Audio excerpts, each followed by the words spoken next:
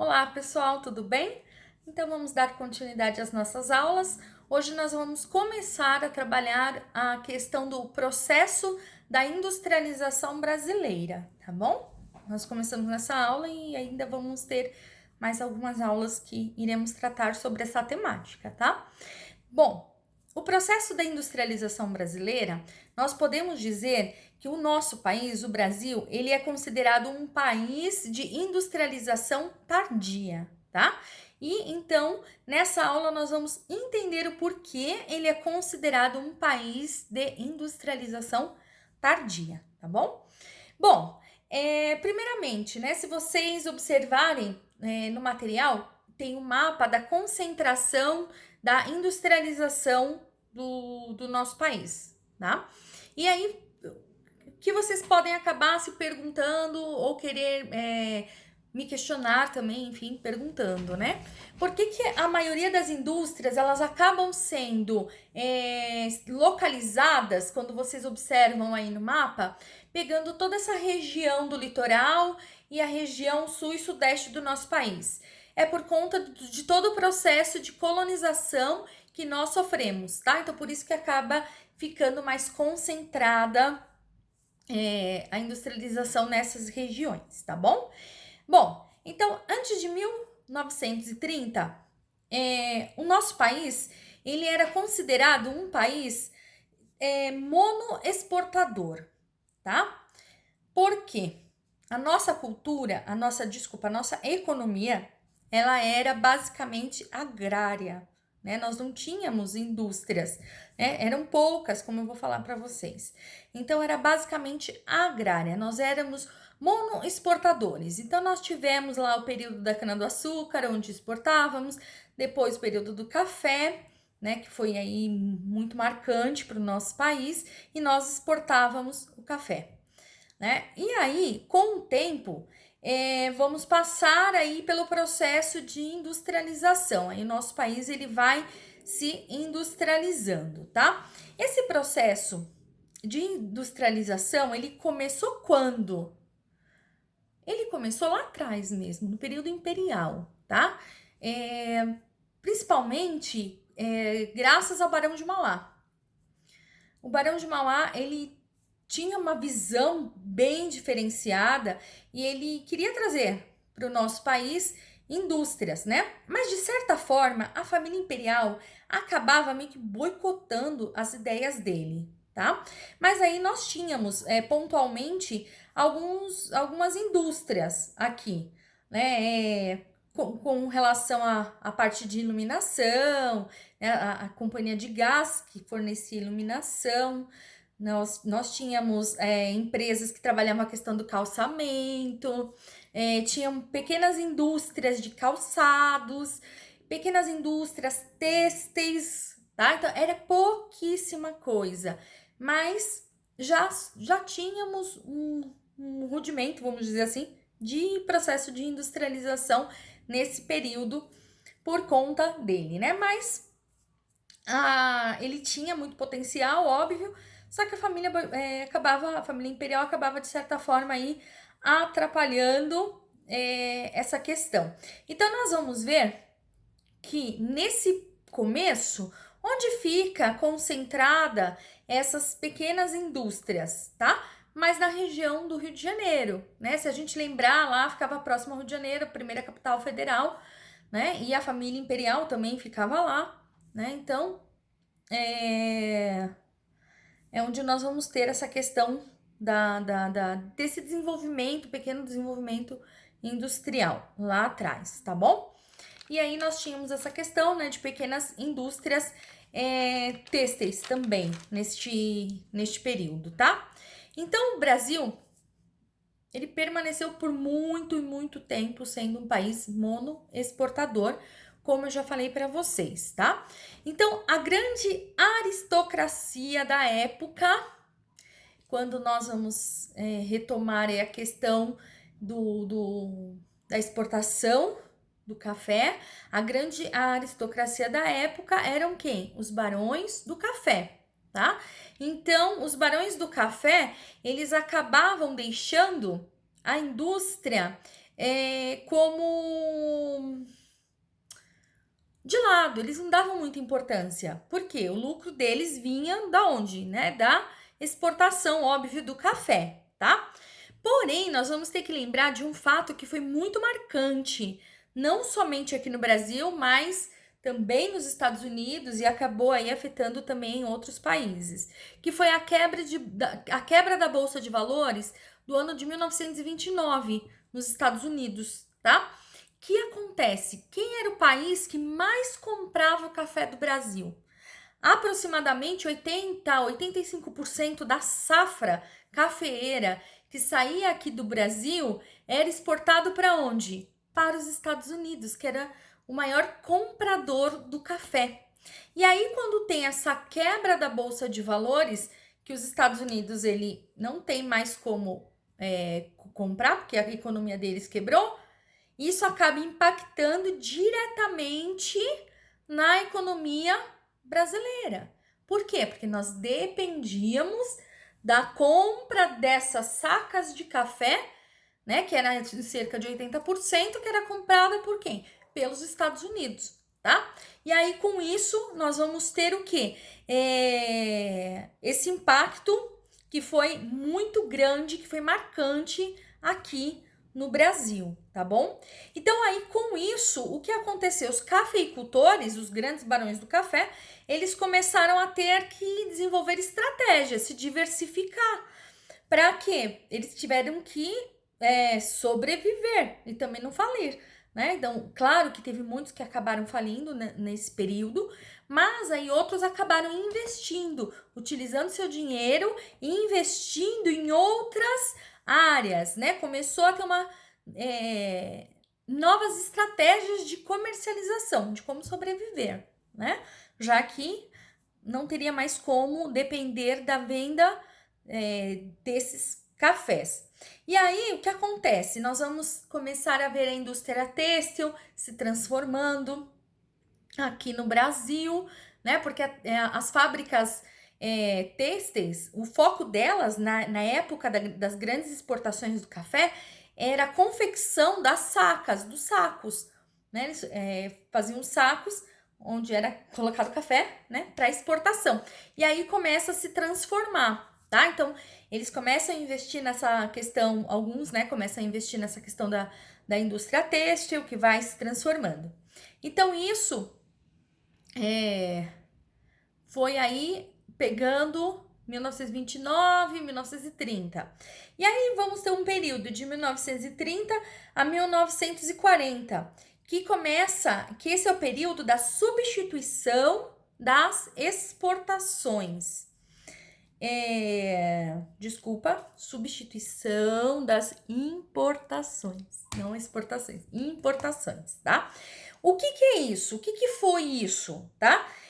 Até então, muita coisa o Brasil importava de fora. Por quê? Porque não se tinha essa visão de investir nas indústrias, tá? E aí, conforme essa questão da queda do café, os barões, eles começam a investir em indústrias. Então, com isso, eu paro a substituição da importação. Eu paro de comprar de fora e começo a produzir aqui. Então, por exemplo, desculpa. Por exemplo, vamos supor que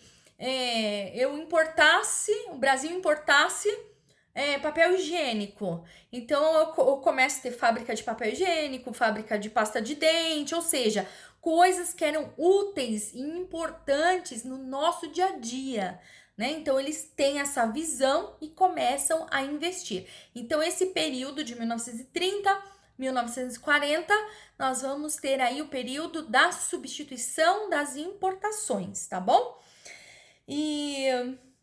E aí, tudo isso, né, eu começo a trabalhar essa questão dos produtos industrializados aqui dentro do nosso próprio país, né? E esses produtos passam a ser produzidos em longa escala, né? E eu começo também a importar alguns produtos que eram feitos aqui. Alguns empresários da época começaram a exportar alguns desses produtos, tá bom? Bom, com com essa indústria, né, o foco desse processo de industrialização foi aqui na região metropolitana de São Paulo. Por quê? Porque os barões do café moravam aqui em São Paulo, né? Se a gente lembrar e pegar fotos antigas, históricas, nós vamos ver que a região ali onde é a Avenida Paulista hoje era onde ficavam os grandes casarões dos barões do café, né? Então, há um grande investimento dessa aristocracia cafeeira, né? E fica sendo onde o foco aqui na região metropolitana de São Paulo, que se expande aí, cresce essa questão do processo de industrialização, tá?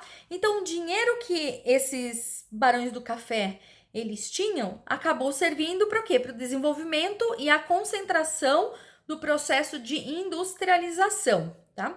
E aí nós vamos ter aí o surgimento e o crescimento das indústrias em que região? A região do ABC Paulista, né? Santo André, São Bernardo, São Caetano. Hoje, claro, hoje nós temos aí também a questão de Diadema, né? Então, a questão do ABC Paulista, Santo André, São Bernardo e São Caetano, onde fica concentrada uma vasta... É um vasto campo industrial, né? A indústria ficou concentrada lá.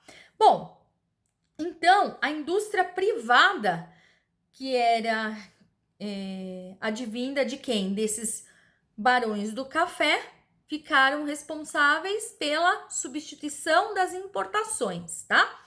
E aí, a indústria de base era subsidiada, quem tomava conta dessa indústria de base passa a ser o Estado, né? Então, com a criação de diversas indústrias que ajudariam a dar crescimento para o país, tá? E aí, quem toma conta disso é o Estado. E nós vamos também ter a questão dos bens de consumo duráveis, tá? Os bens de consumo duráveis ficava por conta do mercado externo. Então, quais são as primeiras indústrias a vir para o Brasil, nesse caso, né? Vieram algumas montadoras, algumas indústrias automobilísticas, tá? Então, é aí que nós vamos ter o início do grande processo de industrialização. Bom, após 1940, a indústria de base, né, que é subsidiada pelo Estado, ela começa a se desenvolver. Aí são criadas, por exemplo, a Siderúrgica Nacional, é criada a Vale do Rio Doce, tá? E diversas outras empresas estatais que acabam sendo criadas após o ano de 1940. Bom, de 1950 a 1960, nós vamos ter aí a criação de uma grande empresa, né, que acabou sendo um grande diferencial aí para o Brasil, que foi a Petrobras, tá? Então, ela foi uma grande estatal responsável aí por toda essa questão do petróleo, né? E aí também, nesse período, nós vamos ter indústrias de geração de energia, transformação de ferro em aço, surgimento de grandes indústrias mineradoras, né? Tudo isso tendo como subsídio o Estado, tá bom? Bom, nesse período também nós vamos ter, né, de 1950 a 1960, nós vamos ter também um grande marco para o nosso país, que é a construção de Brasília, tá? Brasília, para ser construída, ela precisou de muita grana, precisou de um investimento muito alto. Então, o Estado investiu tudo que tinha, mas só que mesmo assim ainda precisava de muito dinheiro para ser enxertado para a sua construção, né? Que, como todo mundo já sabe, Brasília, a nossa capital federal, e ela foi totalmente projetada, planejada, enfim, ela foi totalmente pensada para ela ser o que ela é hoje, tá? E precisava-se de muito dinheiro. Quem acabou ajudando, colocando, enxertando dinheiro, foi a indústria automobilística. Então, nesse momento, como a gente já falou em outra aula, quando falamos a questão do transporte, nesse momento, nós vamos ter o quê? a indústria, desculpa, o transporte ferroviário, ele para de ter a visibilidade que até então ele tinha, e aí a visibilidade, o foco vai ser totalmente no transporte rodoviário. Por quê? Porque eu vou ter essas indústrias automobilísticas que elas enxertaram muito dinheiro e aí elas eram bem vistas ao olho do governo. Elas tinham algumas regalias, tá? E aí nós vamos ter a construção de diversas estradas pavimentadas, né? O desenvolvimento, a criação de diversas estradas, a melhoria dessas estradas. E com isso, eu preciso do quê? Eu preciso ter carros, veículos que se desloquem nessas estradas que acabaram sendo construídas. Então, com isso, nós vamos ter um grande crescimento, né? Um estímulo ao consumo industrial, tá? Então, por exemplo, o primeiro caso foi as indústrias automobilísticas. Então, eu preciso me deslocar, eu preciso de um carro, ou eu preciso de um caminhão, dependendo da finalidade, eu preciso de um ônibus. Então, essas indústrias, elas começaram a produzir. E aí, elas produzindo, acaba gerando o quê? Emprego. Eu gerando emprego, eu gero melhora de qualidade de vida. E eu gero também o quê? Consumo, tá? Então, acabou tendo esse estímulo do consumo industrial, tá bom? E aí, depois também, claro que nós vamos ver um grande incentivo de outros tipos de indústria, principalmente a indústria de eletrodomésticos, né? Quem não queria ter uma geladeira que funcionasse na energia?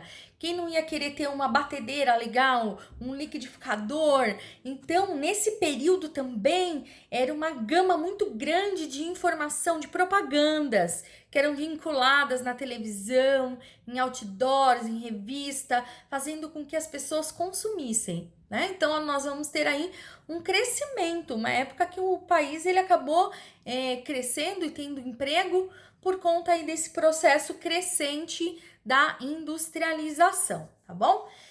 Bom, em 1964, nós vamos ter o início do regime militar, que foi o quê? Qual era o foco do regime militar? Proteção das nossas fronteiras, né? Proteção da energia do nosso país, enfim. Né? Então, nós vamos ter aí esse período de transição. E de 1970 a 1980, a preocupação, né, desse governo militar era a integração de locais, tá?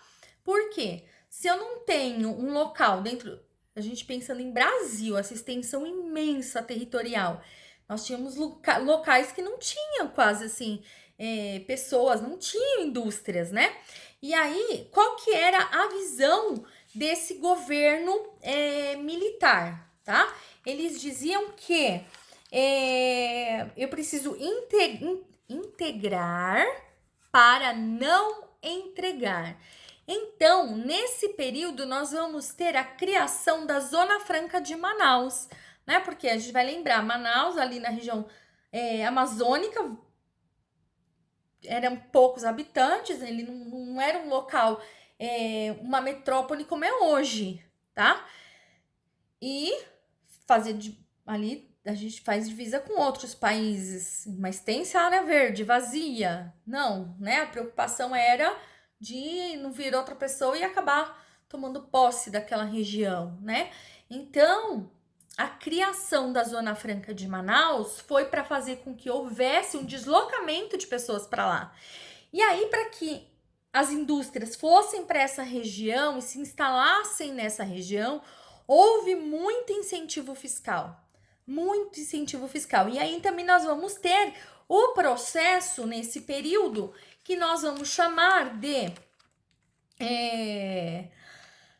da descentralização da indústria da região aqui sudeste do país, né? Então, muitas indústrias que nós tínhamos aqui na região do ABC acabam algumas se deslocando para essa região da Zona Franca de Manaus, tá bom? Porque eles tinham incentivos fiscais, então eu chego a indústria nesse local, chegando a indústria eu preciso de emprego, então é construída a vila, as cidades, e aí foi aumentando, né? E aí foi se tornando um local mais habitável, com muito mais pessoas, né? Então, foi essa a visão desse período, por isso que foi criada a Zona Franca de Manaus, para que para que não se tivesse problemas de se perder essa parte do nosso território, tá bom?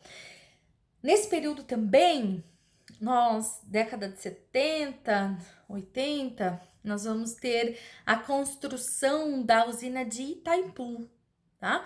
Então, essa indústria binacional, ela foi um grande marco, porque nós precisávamos, as indústrias, elas precisavam de energia. Então, é uma grande riqueza para o nosso país, tá? Então, essa produção da energia. Nesse período também nós vamos ter o famoso Projeto Carajás, no sul do Pará, né, que é um processo, surgiu ali naquele período um processo novo de mineração, né?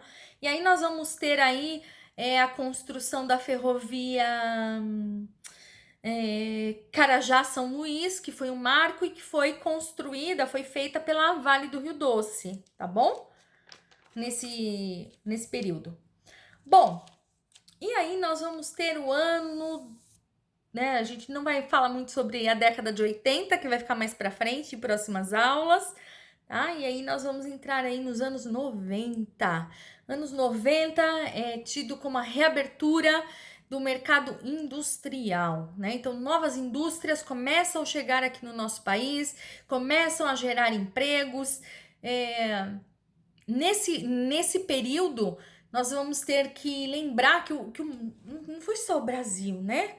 Foi o mundo que estava sofrendo um momento de transformação. A gente tem que lembrar a questão da Guerra Fria, queda do Muro de Berlim, socialismo, capitalismo, e aí que muda totalmente a característica, né? Então, isso também acabou impactando aqui no nosso país. Nós vamos ter a reabertura desse mercado internacional e aí começa a haver várias indústrias, mais indústrias automobilísticas, grandes empresas hoteleiras, porque até então a nossa hotelaria aqui no país era mais de base familiar, né? Então tinha sido do avô, que foi pro pai, que era do filho. Era mais ou menos essa característica até então da nossa indústria hoteleira. E aí aberto começa a vir grandes hotéis, aí a gente vê grandes cadeias de hotéis, enfim. E aí nesse momento nós vamos ter uma característica do que eles chamam de guerra fiscal. Por quê? Cada estado vai começar a disputar, eu quero tal indústria no meu estado.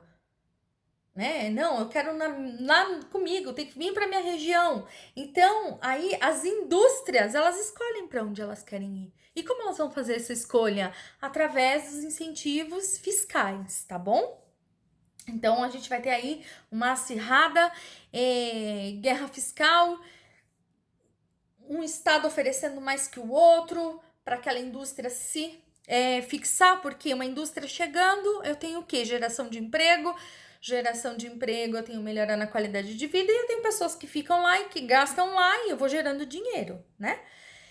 Bom, esse período década de 90 também nós vamos ter aí grandes privatizações, nós vamos ter a privatização da Vale do Rio Doce, que hoje é só conhecida e chamada de Vale, nós vamos ter aí uma grande parte de ações da Petrobras, que hoje elas estão na mão da iniciativa privada, também, né? Então, década de 90 ela é marcada por vários fatos diferenciados que acabaram proporcionando e alavancando aí o crescimento também da industrialização no nosso país, né?